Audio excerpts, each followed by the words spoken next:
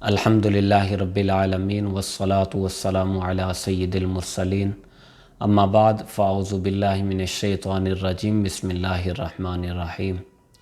اللہ تبارک و تعالی نے قرآن مجید فرقان حمید میں ارشاد فرمایا کہ یہ قرآن اللہ تبارک و تعالی نے اس کی حفاظت کا ذمہ خود لیا ہوا ہے۔ قرآن مجید فرقان حمید کی آیت نمبر 1 سے لے کر انشاءاللہ عز و جل قرآن پاک کی تفاسیر سنیں گے اور اس کو سن کر اس پر عمل کرنے کی بھی کوشش کریں گے۔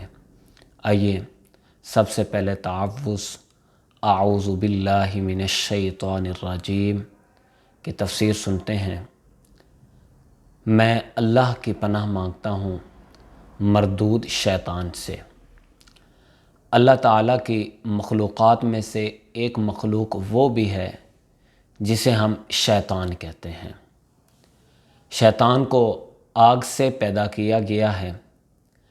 جب فرشتوں اور آدم علیہ السلام کا مقابلہ ہوا اور حضرت آدم علیہ السلام اس امتحان میں کامیاب ہو گئے تو اللہ تعالیٰ نے فرشتوں کو حکم دیا کہ وہ آدم علیہ السلام کو سجدہ کریں، یعنی حضرت آدم علیہ السلام کے سامنے جھک جائیں۔ تو سب نے انہیں سجدہ کیا مگر شیطان مردود نے حضرت آدم علیہ السلام کو سجدہ کرنے سے انکار کر دیا، اس لیے کہ اس کے اندر تکبر کی بیماری تھی۔ جب اس سے پوچھا گیا تو اس نے کہا مجھے آگ سے پیدا کیا گیا ہے اور حضرت آدم علیہ السلام کو مٹی سے، اور مٹی نیچے ہوتی ہے آگ اوپر ہوتی ہے، لہٰذا اس لیے میں نے حضرت آدم علیہ السلام کو سجدہ نہیں کیا۔ شیطان کے اسی تکبر کی بنیاد پر ہمیشہ کے لیے رب تبارک و تعالی نے اس کو مردود قرار دے دیا اور قیامت تک کے لیے اس پر لعنت کی گئی۔ اب شیطان نے اپنی اس ذلت کا بدلہ لینے کے لیے ایک بات ٹھان لی کہ وہ کسی نہ کسی طریقے سے حضرت آدم علیہ السلام اور حضرت حوا علیہ السلام کو جنت سے نکلوا دیا، اور اس نے اس بات کا اعلان کر دیا کہ میں قیامت تک حضرت آدم علیہ السلام کی اولاد کو صحیح راستے سے ہٹاؤں گا اور ہٹانے کی کوشش کرتا رہوں گا۔ اس کا معنی یہ ہے کہ شیطان ہمارا مستقل دشمن ہے، اس لیے اللہ تعالیٰ نے ہمیں حکم دیا کہ اس طرح اللہ کے حضور میں دعا کریں، اے میرے رب میں پناہ مانگتا ہوں شیطان کے وسوسوں سے، اور اے میرے رب میں پناہ مانگتا ہوں اس سے کہ شیطان میرے پاس بھی آئے۔ حضور اکرم شفیع معظم صلی اللہ علیہ وسلم نے ارشاد فرمایا کہ شیطان تمہاری رگ و ریشہ میں اس طرح اثر کرتا ہے جس طرح کہ خون تمام جسم میں دوڑتا ہے، مگر آدمی شیطان کو نہیں دیکھتا، نہ اس کے حملے سے آسانی کے ساتھ بچاؤ کر سکتا ہے۔ اس لیے ہر انسان کے لیے ضروری ہے کہ وہ شیطان کے اثر سے پناہ مانگے۔ قرآن مجید کی تلاوت کے آداب میں یہ بات شامل ہے کہ تلاوت کی ابتدا میں اعوذ باللہ من الشیطان الرجیم پڑھا جائے تاکہ رب تبارک و تعالی ہمیں اپنی پناہ میں لے لے اور اس نیک کام میں شیطان کو بہکانے اور پھسلانے کا موقع نہ ملے، اور آیات کے غلط تعویل سے معنوں کی حقیقت بدل جاتی ہے۔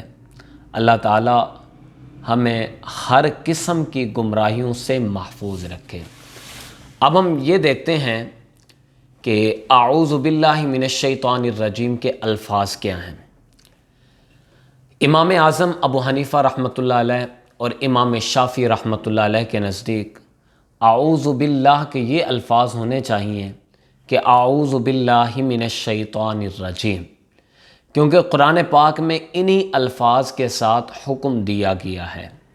لیکن امام احمد رحمۃ اللہ علیہ فرماتے ہیں کہ اس طرح پڑھنا بہتر ہے، اعوذ باللہ السمیع العلیم من الشیطان الرجیم۔ اور امام ثوری اور امام اوزاعی رحمۃ اللہ علیہ فرماتے ہیں کہ اس طرح پڑھیں، اعوذ باللہ من الشیطان الرجیم من اللہ هو السمیع العلیم۔ اور بعض روایتوں میں آتا ہے کہ حضرت جبرائیل علیہ السلام نے حضور علیہ السلام کی بارگاہ میں عرض کیا کہ آپ اس طرح پڑھیں، استعیذ باللہ السمیع العلیم من الشیطان الرجیم، لیکن ہمارے نزدیک اعوذ باللہ من الشیطان الرجیم ہے۔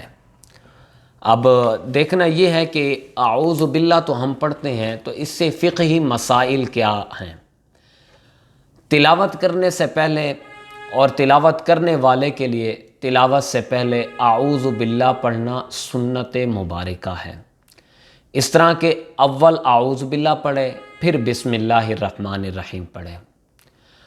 اور شرعی طور پر مسئلہ بھی یہ ہے کہ مقتدی نماز کے اندر اعوذ باللہ نہیں پڑھے گا، کیونکہ وہ امام کے پیچھے قرات نہ کرے گا، اور استاد کو قرآن پاک سنانے والے کے لیے اعوذ باللہ پڑھنا سنت نہیں ہے، کیونکہ وہ تلاوت نہیں کر رہا بلکہ قرآن پاک سیکھ رہا ہے۔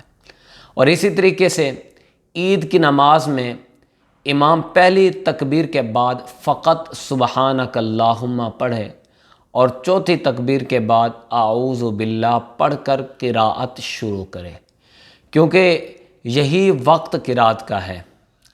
اور بعض لوگوں کے نزدیک تلاوت کے وقت اعوذ باللہ پڑھنا واجب ہے، اور بعض کے نزدیک تلاوت کے بعد پڑھنا واجب ہے، اور وہ لوگ اس آیت کے ظاہری معنی پر عمل کرتے ہیں، فَإِذَا قَرَأْتَ الْقُرْآنَ فَاسْتَعِذْ بِاللَّهِ۔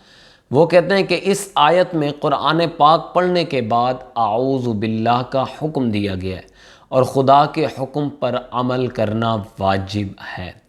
تفسیر کبیر اعوذ کی بحث میں ہے، یہ بات موجود ہے، لیکن صحیح بات یہی ہے کہ اعوذ باللہ پڑھنا قرآن پاک کی تلاوت کرنے سے پہلے یہ سنت ہے، جیسے کہ قرآن پاک میں فرمایا گیا اذا قمتم الی الصلاۃ فاغسلوا وجوہکم، جب کھڑے ہو تم نماز کی طرف تو وضو کر لو۔ مطلب یہ نہیں ہے کہ نماز پڑھ کرو وضو کرو، بلکہ یوں فرمایا گیا کہ نماز پڑھنے کا جب ارادہ کرو، اور وہی اس جگہ مراد ہے۔